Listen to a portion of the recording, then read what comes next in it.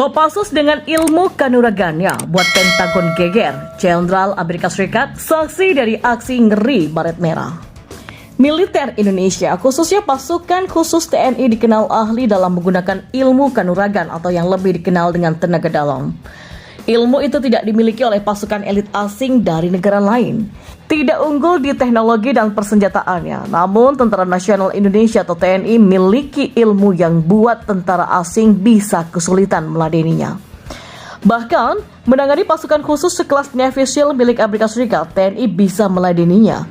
Bagaimana tidak, bagi TNI, pasukan khusus negeri Paman Sam terlalu mengandalkan teknologi. Pasukan khusus Amerika Serikat dianggap terlalu mudah dikalahkan saat tidak dibekali dengan peralatan teknologi yang maju. Awal pembentukan pasukan khusus, TNI pun membandingkan beberapa pasukan khusus di berbagai negara untuk dijadikan role model. Ketika tahun 1980-an, ABRI TNI hendak membentuk pasukan khusus yang antara lain punya kemampuan anti-teror, satuan pasukan khusus dari berbagai negara pun dijadikan sebagai referensi. Dari berbagai referensi yang diperoleh, TNI pun melihat beberapa pasukan yang dinilai cocok. Pasukan khusus yang punya kemampuan komplit tanpa terlalu tergantung pada teknologi. Pasukan khusus dari Jerman atau GSG-9, Inggris atau SAS, dan pasukan khusus anti-teror Angkatan Laut Prancis dan pasukan khusus Korea Selatan. Satuan-satuan itu banyak mempengaruhi pembentukan pasukan khusus di lingkungan TNI seperti Kopassus, Denjaka, dan Kopaska serta Paskas. Teknik pelatihan pasukan khusus dari sejumlah negara itu kemudian direkomendasikan oleh Asisten Intelijen Hankam atau Kepala Pusat Intelijen Strategi Letjen TNI LB Murdani. Beni meminta segera diterapkan dalam pembentukan pasukan khusus TNI di Kesatuan Kopassus. Pasalnya, semua teknik yang diramu dari berbagai aliran pasukan khusus itu diyakini mampu membentuk tiap personel pasukan khusus TNI menjadi pasukan tempur yang sangat profesional. Profesional yang dimaksud oleh Letjen Beni adalah setiap personel pasukan khusus yang sudah terlatih, baik bisa melaksanakan misinya hingga tuntas meski hanya bermodal peralatan dan persenjataan yang sangat terbatas. Dengan kata lain, kehebatan pasukan khusus itu tidak ditentukan oleh teknologi yang digunakan dalam pertempuran, melainkan oleh kemampuan personel dalam penguasaan ilmu bela diri, penggunaan senjata tajam, dan keterampilan penggunaan senjata api yang tidak dilengkapi teknologi serba canggih. Oleh karena itulah, demi mencetak pasukan khusus yang dalam misi tempurnya tidak melulu tergantung pada teknologi, Letjen LB Murdani melarang pasukan-pasukan khusus Amerika Serikat untuk dipergunakan sebagai referensi. Dan hingga saat ini, pasukan-pasukan khusus Amerika Serikat seperti Green Berets, Navy SEAL, Delta Force, SWAT, dan lainnya memang selalu tergantung kepada teknologi militer untuk mendukung operasi tempurnya. Misalnya saja, untuk melakukan pertempuran malam hari, semua pasukan khusus Amerika Serikat sangat tergantung kepada teropong penglihat malam atau Night Vision Google atau NVG. Dengan menggunakan teropong seperti ini, tentara Amerika Serikat bisa melihat targetnya dalam gelap.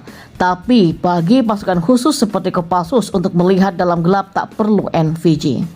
Pasukan khusus TNI AD dibekali ilmu bela diri pernafasan merpati putih sehingga bisa melihat dalam gelap.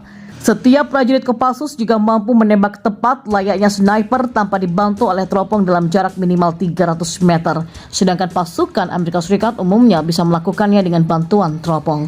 Pasukan khusus Amerika Serikat yang umumnya berbadan besar kadang merasa superior dibandingkan pasukan khusus TNI yang berbadan lebih kecil.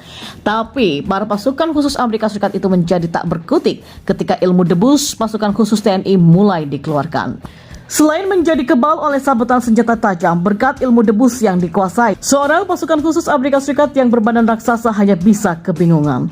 Pasalnya, ketika pasukan khusus Amerika Serikat itu disuruh berdiri di atas selebar kertas koran dan kemudian diangkat oleh dua pasukan khusus TNI sambil mengerahkan tenaga dalamnya, dia bisa terangkat dengan mudah.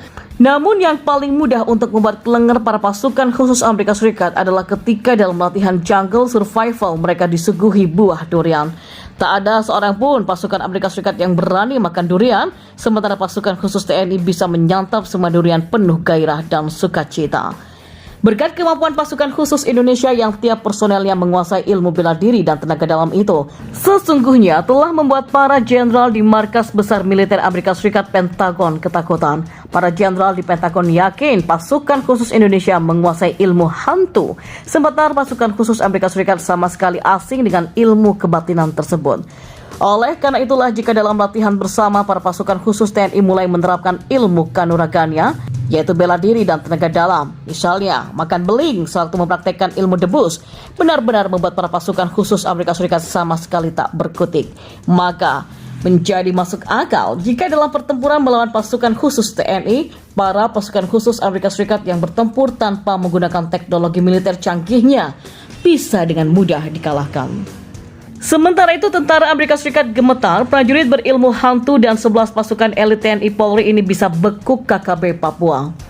Keberadaan KKB Papua yang ditetapkan sebagai teroris membuat kelompok kriminal bersenjata ini menjadi perhatian khusus pemerintah Indonesia. Tidak hanya Densus 88 yang akan ditugaskan, beberapa pasukan elit lainnya pun kerap disebut-sebut dan bisa saja dikirim ke Papua untuk membekuk kelompok yang kerap disebut separatis tersebut. Salah satu pasukan yang akan dikirimkan adalah 400 anggota pasukan setan, sebuah batalion infanteri Garuda yang punya kemampuan khusus. Selain pasukan setan, ada pula para prajurit berilmu hantu atau memiliki ilmu hantu. Demikian tentara elit Amerika Serikat memberikan julukan kepada prajurit Kopassus dan Denjaka ketika mereka melakukan latihan bersama dalam beberapa puluh tahun belakangan. Penamaan prajurit hantu oleh prajurit yang punya 6 ilmu hantu adalah julukan yang diberikan oleh tentara Amerika Serikat ketika latihan bersama. Mereka, tentara Amerika Serikat, gemetar dan gentar karena melihat keterampilan prajurit Kopassus yang tangguh di medan perang. Mereka bingung melihat kemampuan prajurit Kopassus itu karena tidak hanya tangguh menggunakan alat canggih, tapi tangguh dalam menggunakan alat-alat seadanya, bahkan bertarung dengan tangan kosong sekalipun. Cerita para prajurit berilmu hantu ini memang melegenda di kalangan para tentara Eropa. Kopassus, Denjaka, dan pasukan elit di Indonesia memang dibekali kemampuan khusus, unggul dalam pertarungan jarak jauh dan dekat, menguasai medan laga dengan baik, dan dibekali olah bela diri yang mumpuni. Dan inilah daftar pasukan elit Indonesia yang bisa dikirim tumpas KKB, sebab pasukan Amerika Serikat saja bisa dibikin kader ya. Ada 6 ilmu hantu yang membuat Amerika Serikat bingung. Yang pertama adalah ahli taktik strategi dan jenius. Yang kedua, bisa melihat dalam gelap. Yang ketiga, bidik sasaran dari jarak 300 meter tanpa teropong. Dengan bekal olah pernafasan dan kemampuan mengungkap tenaga cadangan di dalam tubuh, maka prajurit Kopassus ini punya insting, mata yang awas dan punya indera keenam sehingga mampu membidik sasaran dalam jarak 300 meter.